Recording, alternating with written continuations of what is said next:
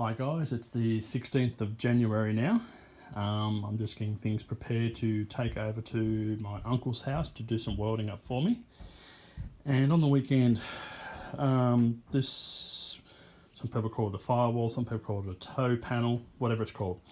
I did have some fiberglass on the back of it, and I couldn't work out why until I stripped the glass off. As you can see, it's got a big hole there and a big crack as well. I've placed an ad trying to see if I can get another one. I've had no luck at this stage, so I'm going to see if Jim can actually weld it up for me and see how we go. Hi guys, I'm back from my uncle's house.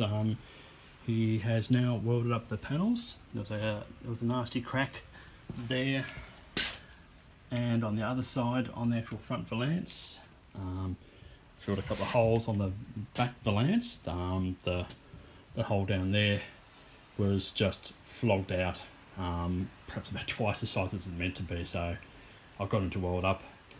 Those three welds there was actually 3 holes there that were covered up with fiberglass. I'm not sure what the holes were there for originally. Looks like they've been there for quite some time, so I really don't know what they were there.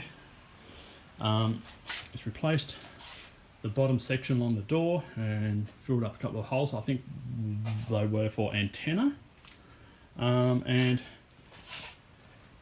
welded up the cracks around the battery box, the toolbox, and welded a couple of holes, filled up a couple of holes for me as well that were there. The unfortunate thing is the welding has blistered, I suppose, the fiberglass. The actual previous owner had fiberglassed the battery box. It's upside down. There you go. It's laying on its back at the moment.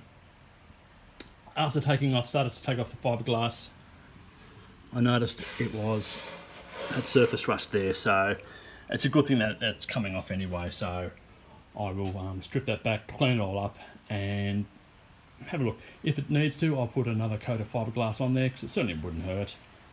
It's not going to be seen. I'm going to put one of those rubberized or plastic battery trays in there as well, so just to protect it in the future. And this is just the other dog leg I've got to get done. And this is the toe panel, kick panel, firewall, whatever you want to call it. Now, I showed you last time it had a massive big crack in it, because it was covered up with fiberglass. I've actually got primer on there at the moment. There still needs to be a bit of a sand back, but that crack is now gone, which certainly has strengthened it quite a bit, because before I was expecting it for it to tear in half, to be quite honest. So it's looking quite good. I've now taken those protruding bolts they had in there before and put captive nuts and I'm not even sure what it's called, an anchor point of some description for the actual catch. And I'm just doing the other side at the moment. So I've taken the dog leg off this morning. That's, like I said, that's need a little bit of a repair job. I've just put a bit of timber bog in there, timber filler, just to cover up those holes. I'll sand that back and put those captive nuts in later on today. So it's starting to come together. The bodywork is getting there. Just along the bottom one, that's the dog leg I took off this morning. As you can see, she's looking a little bit tired. It's not too bad, but there's a few spots there that perhaps needs to be looked at. So while I've got it off, I might as well get it welded up and make it look pretty again.